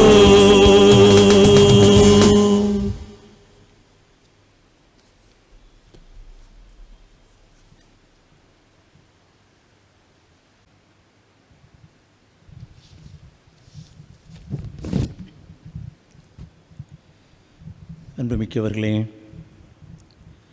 அர்த்தம் மிகுந்த அருளுரை ஒன்றை நாம் கேட்டு ஜெபத்திற்கு ஆயத்தமாகிறோம். குழந்தை பருவத்திலிருந்தே நம் பிறந்த நாளிலிருந்து பல காரியங்களுக்காக நாம் ஜெபித்து கொண்டிருக்கலாம். பலவற்றுக்கு பதில் உடனடியாக கிடைத்திருக்கலாம். சில காலங்களிலே நம்முடைய வேண்டுதல்கள் தாமதமாய் அங்கீகரிக்கப்பட்டிருக்கலாம். பல சூழல்களிலே நம்முடைய ஜெபங்களுக்கு பதில் இல்லாமலே போயிருந்திருக்கலாம். குறிப்பாக 2.5-3 மாதங்களாக நம் இல்லங்களிலிருந்து பாரத்தோடு ஜெபித்து கொண்டிருக்கிறோம். தொலைக்காட்சி பெட்டிகளுக்கு முன்பதாக அமர்ந்திருக்கிறோம். பல இறைமக்கள் பாரத்தோடு பல ஜெப கூட்டங்களை நடத்துகிறார்கள், உபவாச கூட்டங்களை நடத்துகிறார்கள். உலகமெங்கும் இதற்காய் ஜெபித்து கொண்டிருக்கிறது. அகில உலகம் கண்ணீர் விடித்து கதறிக்கொண்டிருக்கிறது. ஆண்டவரே, மருந்தில்லை, மருத்துவம் இல்லை, உலகத்திலே அறிவியல் பொய்த்து போய்விட்டது, தோய்ற்று போய்விட்டது, உம்முடைய இரக்கம் ஒன்றே வேண்டும் என்கிற வேண்டுதலை அகில உலகம் வைக்கிறது. பல சமய மக்கள் தங்கள் தங்கள் தெய்வத்தினிடத்தில் கேட்கிறார்கள். ஆண்டவரை அறிந்து கொண்டிருக்கிற பிள்ளைகளாகி நாம் இரவு பகலும் ஜெபிக்கிறோம். ராத்திரி பகலாய் உண்டும் உண்ணாமலும் நாம் ஜெபிக்கிறோம். நித்திரை செய்தும் நித்திரை செய்யாமலும் நாம் ஜெபிக்கிறோம். சோர்ந்து போயிருக்கிறோமோ? ஜெபங்களை ஆண்டவர் ஏற்றுக்கொள்ளவில்லை என்று காயப்பட்டிருக்கிறோமோ? சோர்ந்து போகாதிருங்கள். நம்முடைய ஜெபங்கள் ஆண்டவருடைய சமூகத்தில் சேர்க்கப்பட்டு கொண்டே இருக்கிறது. நம்முடைய ஜெபங்கள் ஆண்டவருடைய சமூகத்தில் போய்கொண்டே இருக்கிறது. நம்முடைய கண்ணீர் துளிகள் எல்லாம் அவர் துருத்தியிலே சேகரித்து கொண்டே இருக்கிறார். ஆனால் நம்முடைய ஜெபங்களுக்கு பதில் கிடைக்கவில்லை என்று கலங்கி நிற்கிறோமோ? நம்மை கொண்டு ஆண்டவர் பயன்படுத்த போகிறார் என்பதை மறவாதிருப்போம். ஆண்டவர் தம்முடைய திட்டத்தை வெளிப்படுத்துவதற்கு இந்த காலங்களிலே நமக்கு அனுமதித்திருக்கிறார் என்பதை நாம் மறவாதிருப்போம். நாம் குறுகிய ஒரு அறிவில் யோசிக்கலாம். நம்முடைய ஆண்டவர் பல நெடிய அறிவோடு, அவர் அறிவு மிகுந்தவராயிருக்கிறபடினாலே எதிர்காலத்தை குறித்தும் யோசிக்கிறானால் ஆண்டவருடைய சமூகத்தில் ஜெபிக்க வேண்டியது, சொல்ல வேண்டியது நம்முடைய கடமை. ஆண்டவரே, இது எங்களுடைய நிலைமை, எங்களுடைய சூழல்கள், எங்களால் தாங்கிக் கொள்ள முடியவில்லை, பொறுத்து கொள்ள முடியவில்லை என்று ஆண்டவரிடத்தில் வேண்ட வேண்டியது நம்முடைய கடமை. ஆண்டவர் நாம் நினைப்பதற்கும் மேலாய் நமக்கு நன்மைகளை செய்வார். நாம் எதிர்பார்த்திருக்கிறதுக்கு மேலாய் நம்மை ஆசீர்வதிப்பார். ஆகவே தொடர்ந்து ஜெபித்துக் கொண்டிருப்போம். தொடர்ந்து நம்முடைய வேண்டுதல்களை குறைவில்லாமல் வைத்துக் கொண்டிருப்போம். கண்களை மூடிக்கொள்ளுவோம். உள்ளங்கள் அனைத்தும் ஆண்டவருடைய சமூகத்தில் ஒன்றிணைத்துக் கொள்ளுவோம். சிதறி கிடக்கிற சிந்தனைகளை ஒழுங்குபடுத்திக் கொள்ளுவோம். கண்களுக்கு மூடிக்கொண்டு ஆண்டவருடைய சமூகத்தின் என்பதாக நின்று கொண்டு ஆண்டவர் தருகின்ற அர்த்தம் மிகுந்த ஆழமான இறை சத்தியங்களுக்காக சில நிமிடங்கள் அவருக்கு நாம் ஸ்தோத்திரம் செலுத்துவோம். உடைந்து போயிருக்கிற போது, பதறி நிற்கிற போது, என்ன செய்வோம் என்று தெரியாமல் தத்தளி நிற்கிற போது அவருடைய வேத வசனங்களின் நிமித்தமாய் நம்மை தேற்றுகிறாரே, ஆலோசனை தருகிறாரே. அவருடைய வேத வசனம் நமக்கு வழிகாட்டலாய் இருக்கிறதே. வேதவசனை ஆழங்களாய் தியானம் செய்யும்படி ஆண்டவர் அழகிய ஆற்றல் உகந்த அருளுரைகளை நமக்கு தருகிறாரே. தேவனுடைய மக்கள் வழியாக நம்மோடு பேசுகிறாரே. ஆண்டவருக்கு நான் நன்றி சொல்ல வேண்டாமோ? இத்துணையாய் நம்ம நேசிக்கிற ஆண்டவருக்கு ஸ்தோத்திரம் செலுத்த வேண்டாமோ? வயல்ல திறந்து சில நிமிடங்கள் ஆண்டவரே, கஷ்டங்களில் எங்களோடு பேசுகிறீர் சுவாமி, பாரங்களில் எங்களோடு பேசுகிறீர் ஆண்டவரே. எங்களை இடைப்பட்டு நாங்கள் நம்பிக்கையில் தோய்ந்து விடாதிருக்க எங்களை தைரியப்படுத்துகிறேன். வயல்ல திறந்து சில நிமிடங்கள் ஆண்டவர் நம்மோடு பேசுகிறபடினாலே, இந்த பிரச்சனைகள் மத்தியிலே, போராட்டங்கள் மத்தியிலே, இந்த தோய்வுகள் மத்தியிலும் ஆண்டவர் நம்மை ஜீவனோடு வைத்திருக்கிறபடியினாலே நாம் உயிருள்ளவர் சான்றுகளாய் வாழத்தக்கதாய் ஆண்டோட திட்டங்களை செயல்படுத்தத்தக்கதாய் கர்த்தர் நம்மை ஜீவனோடு வைத்திருக்கிறபடினாலே வாய்களை திறந்து சில நிமிடங்கள் அவருக்கு ஸ்தோத்திரம்னு சொல்லுங்க. வேதம் சொல்லுகிறது, ஸ்தோத்திர பலியிடுகிறவன் கர்த்தரை மகிமைப்படுத்துகிறானா. நம்முடைய வாய்களில் வார்த்தைகளை ஸ்தோத்திர பலியில் ஏற்படுகிற போது கர்த்தர் நம்முடைய தேவைகளை சந்திப்பதற்கு அவர் ஆயத்தமாகி விட்டார் என்பதை நம்ம வாய்களை திறந்து ஆண்டவரே நாங்கள் ஸ்தோத்திரிக்கிறோம்னு சொல்லுவோமா, நமக்கு நன்றின்னு சொல்லுவோமா, இம்மட்டும் எங்களை காத்திருக்கிறேன் நன்றின்னு சொல்லுவோமா, எங்களை நிர்மூலமாக்காமல் நடத்துகிற நமக்கு ஸ்தோத்திரம்னு சொல்லுவோமா. வாய்களை திறந்து நன்றி சொல்லுவோம். மாத்திரமல்ல, நம்முடைய பாவங்களை அவர் பாராதபடி பாவிகளாகி நம்மை அவர் நேசிக்கிறாராம். நம்முடைய பாவங்களையோ அவர் வெறுத்து விடுகிறார், ஆனால் பாவிகளையோ அவர் நேசிக்கிறாராம். ஒரு பிள்ளை தன் தகப்பனுக்கு விரும்பாத காரியத்தை செய்கிற போது அந்த தகப்பன் அந்த பிள்ளையை திட்டுகிறார், தண்டிக்கிறார். இப்ப பல விதமான சிக்ஷைகளை கொடுத்த பின்பும் அந்த பிள்ளை தகப்பனுக்கு விரோதமாக விரும்பாத காரியத்தை செய்கிற போது கோபத்தினாலே நீ என் பிள்ளை இல்லை, என்னை விட்டு போய்விடு என்று துரத்தி விடுகிறார். அன்பர்களே, எத்தனைதான் பாவங்கள் நாம் செய்தாலும், எத்தனைதான் ஆண்டவருக்கு பிரியமில்லாத காரியங்கள் நாம் செய்தாலும், இஸ்ராயேல் மக்களைப் போல எவ்வளவுதான் நாம் முறுமுறுத்தாலும், எவ்வளவுதான் ஆண்டவரை விட்டு நாம் தூரமாய் போனாலும், நம்முடைய உலகத்திலே பாவங்களில் நாம் விழுந்து போனாலும் நம்மை நேசிக்கிறாரே. நம்முடைய பாவங்களை மன்னிக்கும் என்று கேட்கிற போது மன்னிக்கிறாரே. எத்தனை அன்பு மிகுந்த ஆண்டவர் அவர், எத்தனை அன்பு மிகுந்த ஆண்டவர் அவர். நம்முடைய பாவங்களை மன்னிக்கிறார் என்பதை நாம் உணர்வோம். நம்ம அதிகமாக நம்மை நேசிக்கிறார் என்பதை உணர்வோம். நம்மை நேசிக்கிற நேசர் அவர். ஆண்டவருடைய சமூகத்திலே அமர்ந்திருக்கிற பிரகாரமாகவே சுவாமி, உடைய சமூகத்தில் எங்களுடைய தேவைகளை நாங்கள் சொல்ல போகிறோம். கண்ணீர்களோடு எங்களுடைய பாரத்தை இறக்கி வைக்க போகிறோம். சுமையாய் சுமந்து கொண்டிருக்கிறோம். அதனுடைய பழுக்கள் எங்களை காயப்படுத்தி கொண்டிருக்கிறது, எங்களை அமிழ்த்தி கொண்டிருக்கிறது. எங்கே கொண்டு இறங்கி வைக்கலாம் என்று நாங்கள் அங்கலாக்கிறோம். அதோ சிலுவை ஒன்றை நாங்கள் பார்க்கிறோம். ஒரு அழகிய சிலுவை, கைகளிலும் கால்களிலும் மாணிக்கடாவப்பட்ட ஒரு கோர உருவம் எங்களுக்காய் அந்த சிலுவையில் தொங்கிக் கொண்டிருக்கிறது. அதன் முகத்தில் இருந்து ஒரு மலர்ச்சி எங்களுக்கு முன்பதாக தெரிகிறது. பிள்ளைகளே வாருங்கள், பிள்ளைகளே வாருங்கள், என்னிடத்தில் இறக்கி வைங்கள் என்கிறது அந்த சத்தம். அதன் முகத்தில் ஏற்படுகிற தோனி, என்னிடத்தில் வந்து இறக்கி வையிடுங்கள். அன்பர்களே, நம்முடைய சமூகத்தில் நம்முடைய தேவைகளை இறக்கி வைப்பதற்கு ஆண்டுடைய சிலுவை நம்மை அன்போடு அழைக்கிறது.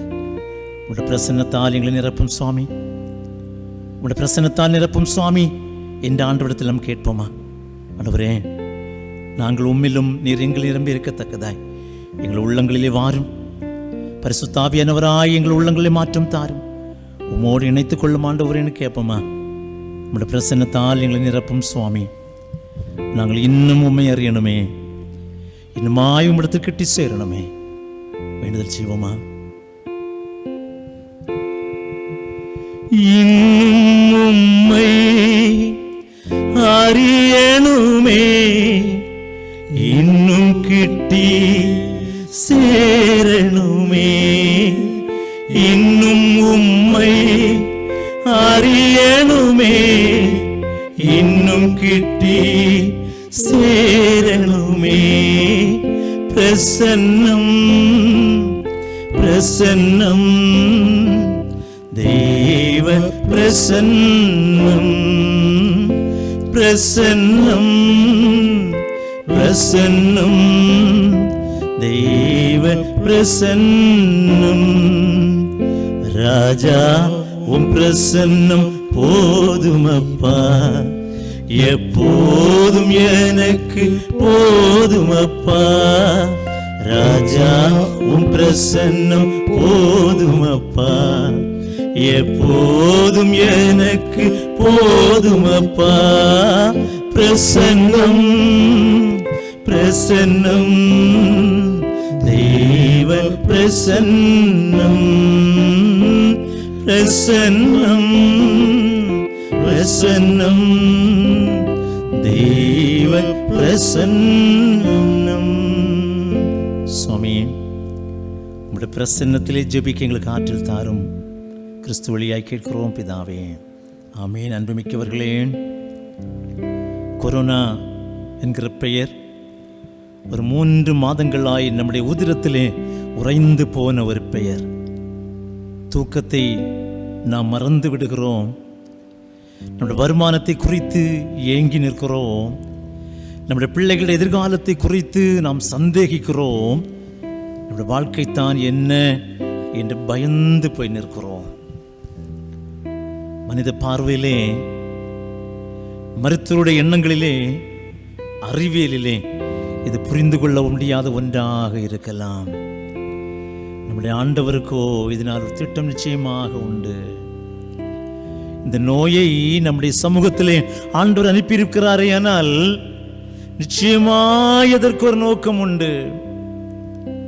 கண் பார்வையற்ற ஒரு மனிதன் ஆண்டவரிடத்திலே போகிறான். சீடர் கேட்கிறார்கள், ஆண்டவரே, இது யார் செய்த குற்றத்தினாலே, யார் செய்த பாவத்தினால் இந்த மனிதன் பார்வையற்றவனாய் பிறந்திருக்கிறார்? இயேசு சொல்லுகிறார், யாருடைய குற்றமும் அல்ல, தேவனுடைய திட்டம் இவனிலே நிறைவேற வேண்டும். அன்பர்களே, மலைத்து போய் நிற்கிறோமோ, புரிந்து கொள்ள முடியாமல் தடுமாறி நிற்கிறோமோ? ஆண்டவர் சொல்லுகிறார், இதன் வழியாய் என் திட்டத்தை நான் நிறைவேற்றப் போகிறேன். அன்புமிக்கவர்களே, ஆண்டவருடைய கரத்திலே சுவாமி, இந்த நோயினுடைய நோக்கம் எங்களுக்கு தெரியாது.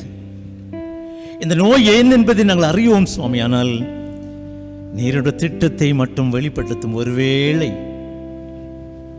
இந்த கஷ்டத்தினால் நாங்கள் புலம்பிக் கொண்டிருக்கிறோம், இதை எங்களால் தாங்க முடியவில்லை. நீ திராணிக்கு மேலாக ஒருபோதும் எங்களை சோதிக்காதவர். வேதனைகளோடு இருக்கிற மக்கள், பாதிக்கப்பட்டிருக்கிற மக்கள், புலம்பிக் கொண்டிருக்கிற மக்கள், தனிமைப்படுத்தப்பட்டிருக்கிற மக்கள், சிகிச்சையினாலே குடும்பத்தின் மக்கள் எல்லாரும் கைவிடப்பட்டிருக்கிற மக்கள், வெளிநாடுகளிலே இருந்து புலம்பெயர்ந்து கொண்டிருக்கிற மக்கள், பல நிலைகளிலே உணவில்லாமல் உறவில்லாமல் வாழ்வதற்கு பல நிலைகளிலே உறவில்லாத நிலை இப்படி தடுமாறிக் கொண்டிருக்கிற மக்கள், உணவில்லாமல் இருக்கிற மக்கள், இவர்கள் மேலும் கிருபையாயிரும் ஆண்டவரே. திராணிக்கு மேலாய் இவர்களை காயப்படுத்தாதிரும்.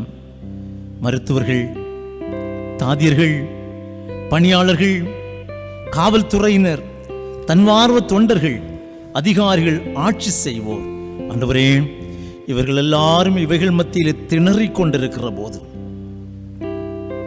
ஆண்டவரே, நீர் குணப்படுத்தும் என்றுதான் நாங்கள் கேட்க முடியும், அப்புறப்படுத்தும் என்றுதான் நாங்கள் கேட்க முடியும். நாங்கள் கேட்கிறோம், ஆயினும் எங்களை நடத்தும் ஆண்டவரே. இவைகள் மத்தியிலும் உடைய திட்டத்தை நாங்கள் செயல்படுத்த எங்களை நடத்தும் ஆண்டவரே என்ற ஆண்டவரிடத்தில் நாம் கேட்போமா? நிச்சயமாய் ஆண்டவரை கைவிட மாட்டாருங்க. ஆகாரை குழந்தையின் அழுகுரலை கேட்ட ஆண்டவர் ஒரு பரிகாரம் செய்தாரே. இந்த பிள்ளை நான் சாவதை பார்க்க மாட்டேன் என்கிற சத்தத்திற்கு ஒரு பரிகாரம் செய்தாரே.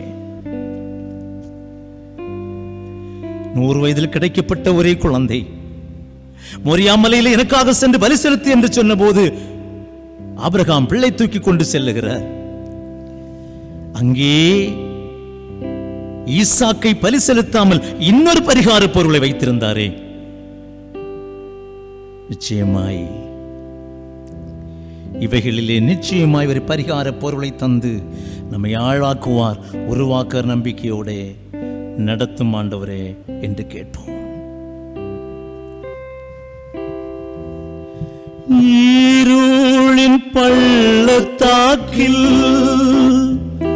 மாறுகியே நடந்தாலும்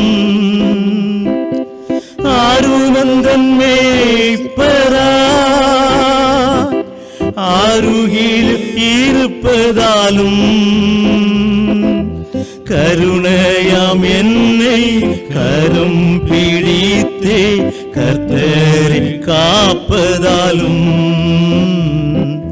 கர்த்தரை காப்பதாலும் ஓ இயேசு உமதன்பு எத்தனை பெரியது,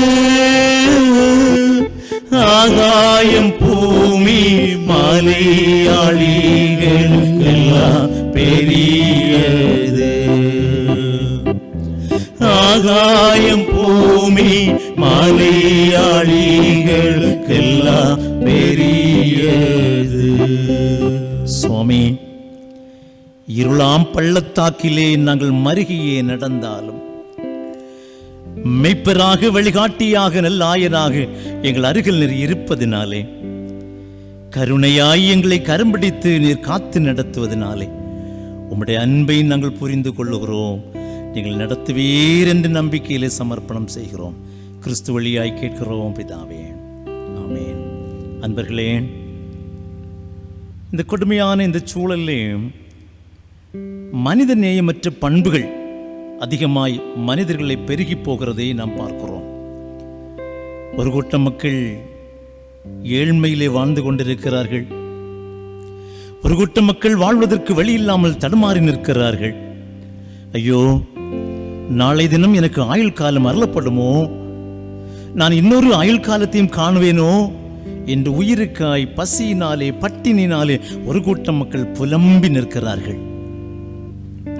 இன்னொரு விதத்திலே ஏமாற்றங்களும் ஏமாற்றுதல்களும், இன்னொரு மனிதனை வஞ்சித்தலும், மாய்மாலத்தினாலும் பித்தலாட்டங்களினாலும் இன்னொரு மனிதனுடைய இயலாமையை தன்னுடைய அதிகாரமாய் பயன்படுத்தி மனிதர்களை அழுத்திக் கொண்டிருக்கிற நிலைகளும் பெருகிக் கொண்டிருக்கிறது.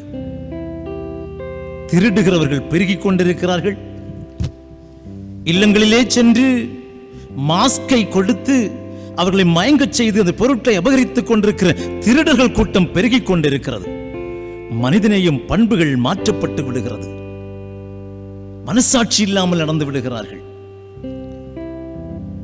தீவிரவாதிகள், பல நிலைகளில் இன்னொருத்தரை அழித்து வாழுகிறவர்கள், இன்னொரு மேல் இரக்கம் இல்லாமல் மனிதநேயம் இல்லாமல் வாழுகிற மனிதர்கள் பெருகிக் கொண்டிருக்கிறார்கள். கிடைக்கிற வருமானத்தை கொண்டு குடித்து அழித்து, தங்களையும் அழித்து தங்களுடைய உறவினர்களையும் உடன்பிறப்புகளையும் அழித்துக் கொண்டிருக்கிற மனிதநேயம் இல்லாத பண்புகள் பெருகிக் கொண்டிருக்கிறது. பாவ பழக்கங்கள், விபச்சாரங்கள், கெட்ட பழக்கங்கள், போதைப் பொருட்களுக்கு அடிமைகள், பிள்ளைகளாக பெற்றோருடைய சந்தோஷத்தை இழக்கச் செய்கிற, தங்களையும் இழந்து பெற்றோர்களும் வேதனைப்படுத்துகிற வாலிப பிள்ளையினுடைய மனிதநேயமற்ற பண்புகள் பெருகிக் கொண்டிருக்கிறது. ஒரு பக்கத்திலே சோகம், இன்னொரு பக்கத்திலே மனிதனுடைய பாவ எண்ணங்கள் பெருகிக் கொண்டிருக்கிறது. மனிதநேயம் இல்லாமல் போய்விடுகிறது. ஆண்டவரிடத்திலே, சுவாமி, மனிதனுக்கு மனசாட்சியை கொடும் என்று நாம் கேட்போம். இன்னொருவனை வேதனைப்படுத்தி வாழ்வதல்ல வாழ்வு, தன்னையும் தத்தமாய் தியாகமாய் தந்து வாழ்வதை வாழ்வு என்பதை அடையாளம் கண்டுகொள்ள மனிதனுக்கு உணர்வுள்ள இதயத்தை கொடும் ஆண்டவரே என்று ஆண்டவரிடத்தில் நாம் கேட்போம். குடிப்பழத்திற்கு அடிமையாக இருப்பவர்கள், போதைப் பொருட்கள் அடிமையாக இருக்கிறவர்கள் மனம் திரும்ப ஆண்டவரிடத்தில் உதவி கேட்போம். வாழ்க்கையிலே சந்தோஷங்கள் எல்லாவற்றையும் தாங்களாக இழந்து கொண்டிருக்கிறவர்களிடத்திலே மனிதனையும் பெருக ஆண்டவரிடத்தில் உதவி கேட்போம். இயேசுவல்லால் உலகத்தில் வேறு இன்பம் எனக்கு இல்லை. ஆண்டவருக்கு பயப்படியாய் வாழ்வதும் மனிதநேயத்தோடு வாழ்வதும் ஆண்டவருக்கு பிரியமானது என்று உணர்ந்து கொள்ள ஆண்டவரிடத்தில் நாம் உதவி கேட்போம். தந்தை தாயின் சொந்தமானவர்களும் நாங்கள் நம்பி இருக்கிறவர்களும் எங்களை கைவிட்டாலும், யார் எங்களை யார் எங்களை நேசிக்காவிட்டாலும், எங்களை வெறுத்து விட்டாலும், வேதனையிலும் துக்கத்திலும் உள்ளோர் ஆண்டவர் இருக்கிறார் என்கிற நம்பிக்கையிலே விசுவாச பயணத்திலே பாதிக்கப்பட்டவர் முன்னேறி செல்ல ஆண்டவரிடத்தில் உதவி கேட்போம். இத்தகைய நிலையில் வாழுகிற மக்களுக்காக ஆண்டவரிடத்திலே வேதனையோடு நாம் வேண்டுவோம். தந்தை தாயும் சொந்தமானோர்களும் தள்ளிடினும் நான் தள்ளிடுவேனோ, தாங்கிடுவேன் என் நீதியின் கரத்தால், தாங்கிடுவேன் என் நீதியின் கரத்தால், தாவரமும் நல்ல நாதனும் என்றார். இயேசுவல்லார், இயேசுவல்லார் இன்பம் ஈகத்தில் வேறு எங்கும் இல்லையே. இயேசுவல்லார், இயேசுவல்லால் இன்பம் வேறெங்கும் இல்லையே. ஆண்டவரே, சுய மோகத்தினாலே, சுயநல பண்புகளினாலே தங்களையும் தங்களுடைய அழித்துக் கொண்டிருக்கிற மனம் திரும்பவும் இயேசு கிறிஸ்துவின் ரத்தம் ஒன்றே எங்களை கழுவட்டும், சுத்தப்படுத்தட்டும். அந்த ரத்தம் ஒன்றே புனிதமானது என்பதை அடையாளம் கண்டு கொள்ளவும், அந்த இரத்தம் தவிர வேறொன்றுமில்லையே என்கிற வேண்டுதலிலும் ஆண்டவரே, பாவத்தில் வாழுகிற மக்கள், மனிதநேயமற்ற அன்பு மக்கள் சிலுவையிலே இரத்தத்திலே கழுவப்பட உதவி செய்தருளும். கிறிஸ்து வழியாக கேட்கிறோம் பிதாவே, ஆமேன். அன்பு மிகுந்தவர்களே, பல தேவைகளோடு நாம் இருக்கிறோம். தனிப்பட்ட தேவைகள், குடும்ப தேவைகள், அன்றன்று என பல நம்முடைய குடும்பங்களிலே உண்டு. இவைகளை நிறைவேற்றுவார் யாரும் இல்லாமல் தத்தளித்துக் கொண்டிருக்கிறோம். தாய் உதவி செய்வார் என்று நம்புகிறோம். அந்த தாய்க்கும் தனக்கென்று உள்ள பிரச்சனைகள் இருக்கிறது. என்னுடைய தகப்பனார் என் காரியங்களை கவனித்துக் கொள்வார் என்று நம்பி விடுகிறோம். ஏதோ செயலின்ற நிலைகளோ மரணமோ அவர்களை பிரித்து விடுகிறது. எதிர்பார்ப்புகள் தோல்வியில் போய்விடுகிறது. பல விதங்களிலே தடைகள் யாவும் நமக்கு முன்பதாக வருகிறது. ஒரு படி ஏறுகிறோம், 9 படி வழுக்கி விடுகிறோம். எதிர்பார்த்த காரியத்திலே தோய்வுகள் சீக்கிரமாய் இந்த லாக்டவுனுடைய காரியங்கள் தீர்ந்துபட்டுவிடும், என்னுடைய காரியங்கள் சரியாக செய்விடும் என்று ஒவ்வொரு நாளும் நம்பியே ஓடிக்கொண்டிருக்கிறோம். அவனுடைய ஆலயத்தில் போய் ஜெபிப்பதற்கு எனக்கு நாட்கள் கிடைக்காதா? ஜூன் மாதம் 8ஆம் தேதி ஆலயம் திறந்துவிடும் என்று நம்பினோம். ஆனால் அவைகளும் இப்பொழுது தடைகள் நீடிக்கப்பட்டிருக்கிறது. அவனுடைய சமூகத்திலே சுவாமி, எங்களுடைய உள்ளங்களை நீர் பார்க்கிறீர், எங்களுடைய எண்ணங்களை பார்க்கிறீர், எங்களுடைய ஏக்கங்களை பார்க்கிறீர். சுவாமி, நான் ஆகாதவனாய் இருக்கிறேன் ஐயா. சமூகம் என்னை புறக்கணித்து விடுகிறது. வருமானமின்மையினாலே என்னை பார்க்கிறவர்கள் இளனமாய் என்னை பார்க்கிறார்கள். நான் ஆகாதவளாய் இருக்கிறேன். சுவாமி, என்னுடைய தேவைகளை சந்தியும் என்று கேட்க மாட்டோமா? கண்ணீர் தான் வருகிறது, அழ வேண்டும் என்று தான் தோன்றுகிறது, ஓ என்று அழ வேண்டும் போல் தோன்றுகிறது. ஏதோ பஞ்சத்திலும் பட்டியலிலும் உணவு ஆயத்தம் செய்கிறேன், அந்த உணவை உட்கொள்வதற்காக போய் உணர்ந்தால் மனமில்லை, மனசில்லை, சாப்பிடுவதற்கு உள்ள இறங்கவில்லை, ஏதோ ஒன்று தொண்டையில் அடைத்தது போல தோன்றுகிறது.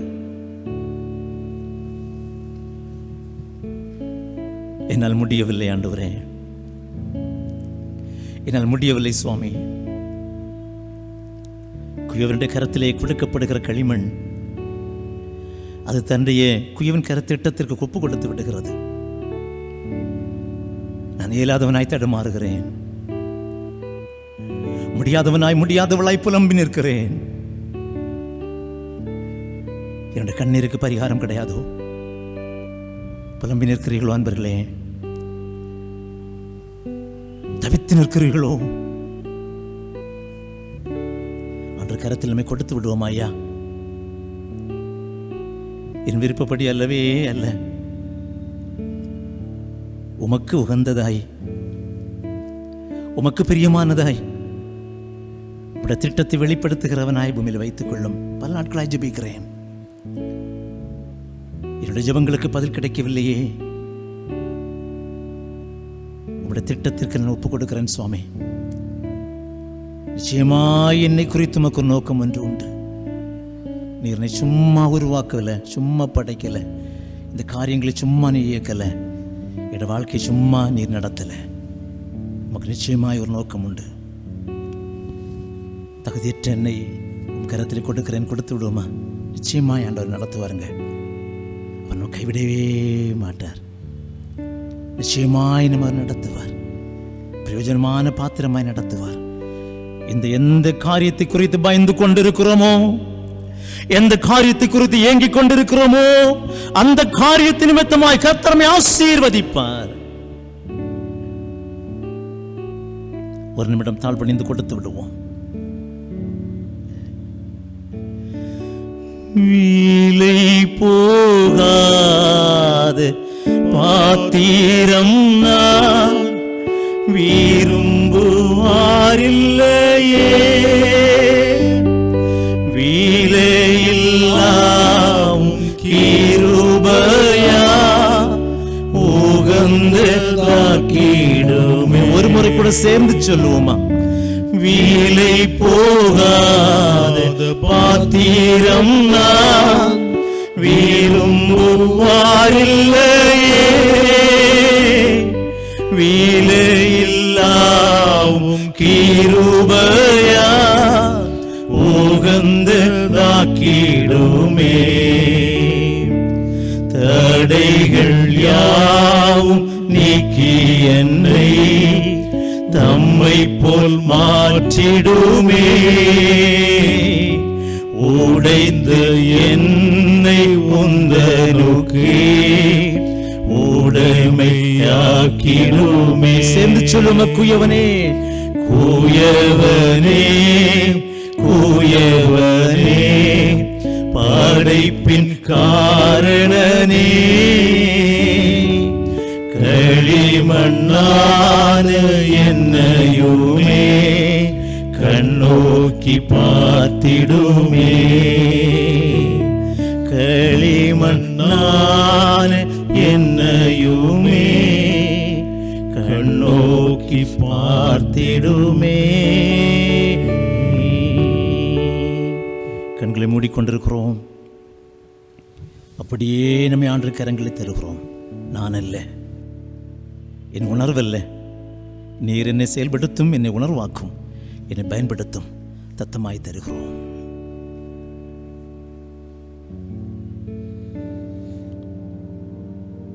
பாசமிக்க எங்கள் நல்ல ஆண்டவரே, இனிமையான தொழுகை வேலைக்காக ஆண்டவருக்கு நன்றி செலுத்துகின்றோம். வேதத்தை தியானிக்கவும் எங்களுடைய மனதின் கூக்குரலை இடத்தில் தெரிவிக்கவும் தந்த நல்ல சிலாக்கியத்திற்காக எமக்கு நன்றி செலுத்துகிறோம். சில ஜெபங்கள் ஆண்டவரால் ஏற்றுக்கொள்ளப்படாமல் போவதற்கு உம்முடைய திட்டம் ஒன்று எங்களுடைய வாழ்வில் இருக்கிறது என்பதை உணர்ந்து கொண்டு எங்களை உமக்கு சமர்ப்பணம் செய்ய ஆண்டவர் கிருபை செய்வீராக சுவாமி. விசேஷமாய் பயம் நிறைந்த ஒரு சூழலிலே நாங்கள் சென்று கொண்டிருக்கின்றோம். ஆண்டவர் இந்த பயங்களை மாற்றி எங்களுடைய ஜெபங்களெல்லாம் ஏற்றுக்கொண்டு எங்களை முழுவதுமாய் விடுதலை செய்ய வேண்டும் என்று வேண்டுகிறோம் சுவாமி. உலக நாடுகளிலிருந்து தமிழர்களாய் ஊடகத்தின் வழியாய் இந்த நாளின் ஆராதனையிலே கலந்து கொண்டிருக்கின்ற ஒவ்வொரு மக்களையும் ஆண்டவர் ஆசீர்வதிப்பீராக. இரவு நேரத்திலே நாங்கள் நித்திரை செய்கின்ற போது அயர்ந்த நித்திரை, அயர்ந்த இளைப்பாறுதல் எங்களுக்கு தந்து உமக்கு சுத்தமானால் ஒரு புதிய நாளை காண எங்களுக்கு அருள் தாரும். எங்களை தாங்கும், எங்களை வழிநடத்தும். எங்களுடைய பாவங்களை எல்லாம் ஆண்டவர் பொறுத்தருளும். இயேசு கிறிஸ்துவின் பரிசுத்த நாமத்தில் வேண்டி நிற்கிறோம். ஜெபம் கேளும் எங்கள் நல்ல பிதாவே.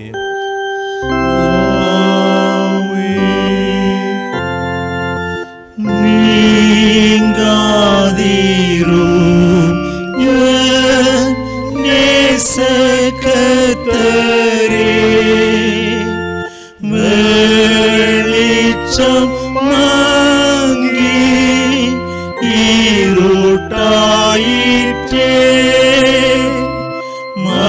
மற்றொரு தாசை அற்று போயினும் நீர்மை சகாயரே நீங்காதீரும்.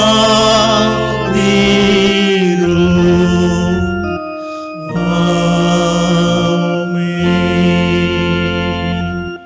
தந்தையாகிய கடவுள், மைந்தனாகிய கடவுள், தூய ஆவியானவராகிய கடவுளின் இன்ப கூட்டுறவு உங்கள் அனைவரோடும் சதா காலங்களிலும் தங்கியிருப்பதாக. ஆமென். ஆமென்.